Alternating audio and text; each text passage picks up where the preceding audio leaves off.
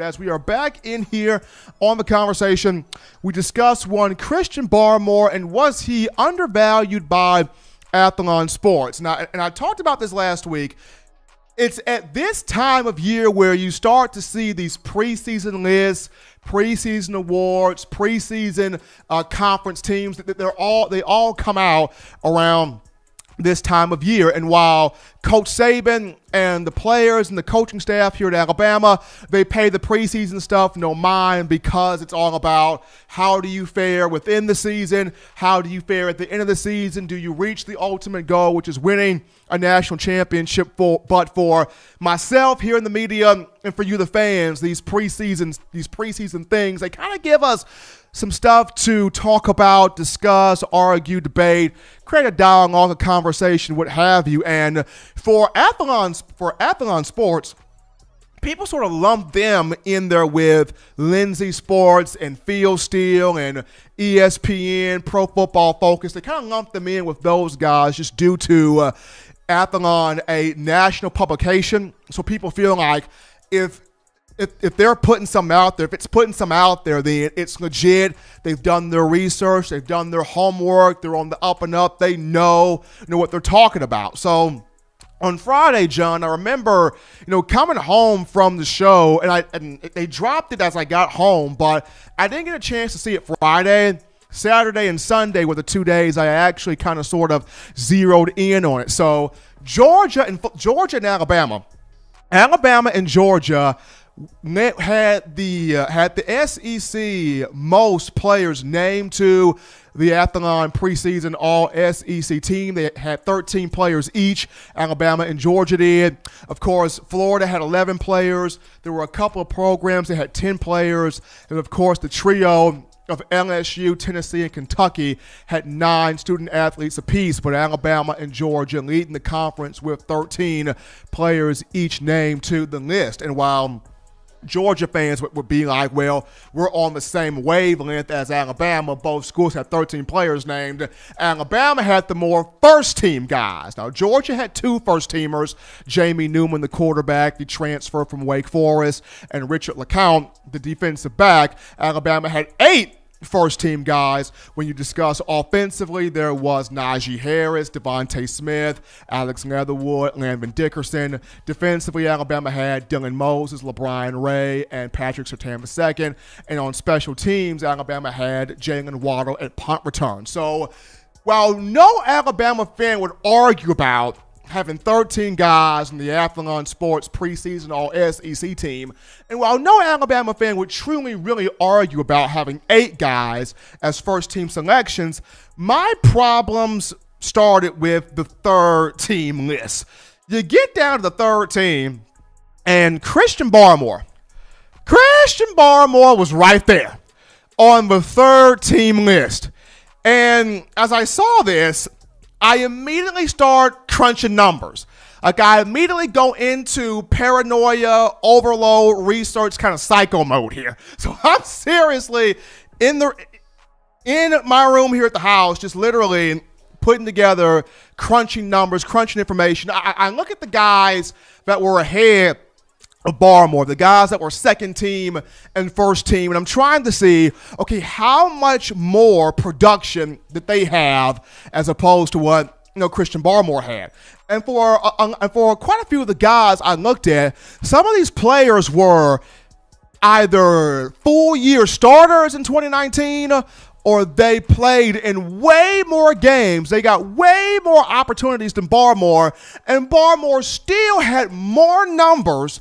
He had more production. He had more impactful plays. He had more big moments than a lot of these guys. So let's go over the slide here for a moment. Here's the slide on screen of the guys that Barmore competed against. So first and foremost, we're looking at these first-team guys. The first-team guys, it was Tyler Shelvin, the defensive lineman for LSU. There was Bobby Brown III, the defensive lineman for Texas A&M.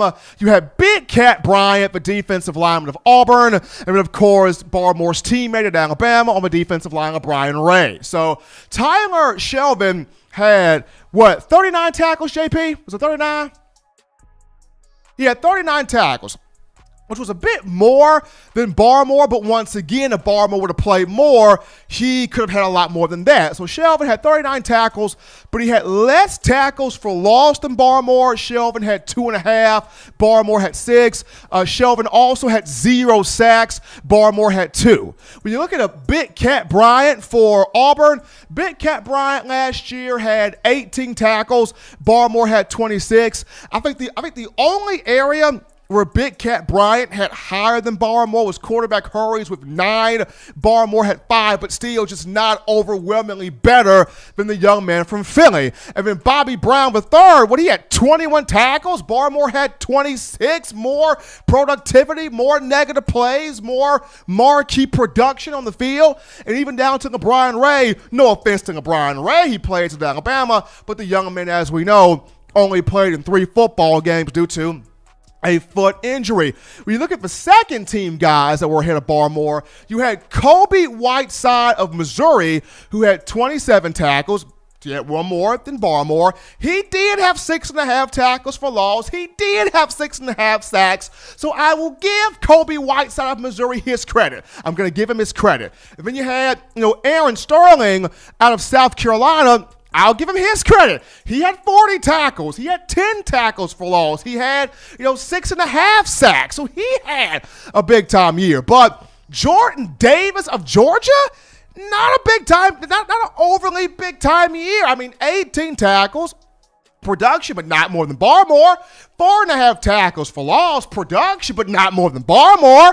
He had 2.5 sacks, slightly better, not all the way better than Barmore. And then you had Malik Herring of Georgia on the list as well. So when you talk about Big Cat Bryant, Bobby Williams III, and then guys like, of course, Jordan Davis and also LeBron Ray, some of these guys did not have the same production as Christian Barmore had, but aside from Ray, a lot of these guys played in more games, and a lot of these guys were starters, 13, 14, 15-game starters the full season. Barmore had 26 tackles, 6 of those for loss, 2 sacks, 5 quarterback hurries, 2 pass breakups. He played in 12 games, but he only had 1 start against Western Carolina, and the moment this young man would get into football games, fans are like, okay, Nick Saban, you've been holding out on us. Why has he not been out here more? If he would have been out here more, we're talking about more big plays. We're talking about more action. We're talking about more hitting. We're talking about more energy. When he's on the field, when Christian Barmore's on the field, there is a tangible action. There's a tangible energy. There's a tangible passion. There's a tangible just mindset that this young man has. And the players talk about it. The coaches talk about it. Coach Saban has admitted to it. Hey, I got to play this young man more as an interior pass rusher. I got to do my job as a coach and play this young man more as an interior pass rusher. So, Athlon Sports, I don't agree with this one. I don't agree with this one. Am I saying that Barmore should be first team? No, but he most certainly should not be third team. I give him second team. But should he be third team? Absolutely not. For what this man did in limited action, just a rotationary guy, he had more production than guys that were out there for 13, 14, 15 games. Your Big Cat Bryants of Auburn, your Bobby Williams of Texas A&M, your Jordan Lewis's, or guy that came out of Georgia, had more production than all of those guys on the field, and even down to guys like Tyler Shelvin, who had more tackles, but not all of the, big massive plays Shelvin had. Barmore had more of those big, massive plays. Even down to a guy like Malik Herring of Georgia. Malik Herring had some plays, but when Christian Barmore took the field, he made the most of every single opportunity. He hit the field, boom, sack. He hit the field, boom, tackle for loss. He hit the field, boom, forced fumble. He hit the field, boom, action. Non-stop. And people were in the stands going, oh my word, where did he come from? Where did he come from?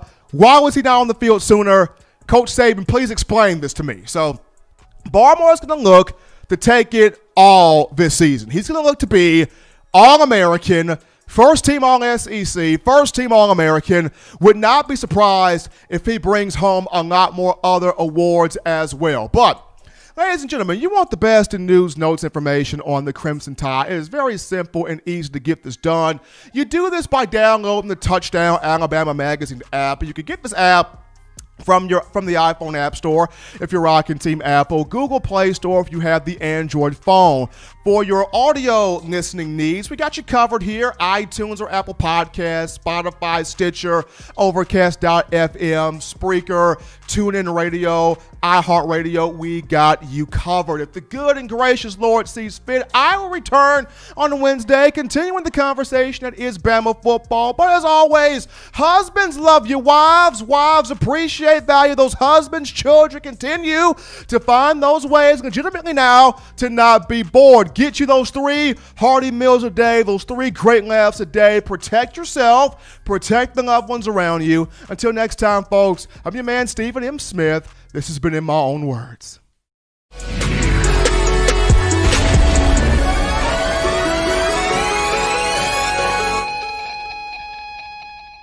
Thank you for watching Touchdown Alabama Magazine's YouTube channel. To continue to get the best in Alabama football content, subscribe here and turn on your notifications to stay connected with the hottest shows covering your Crimson Tide.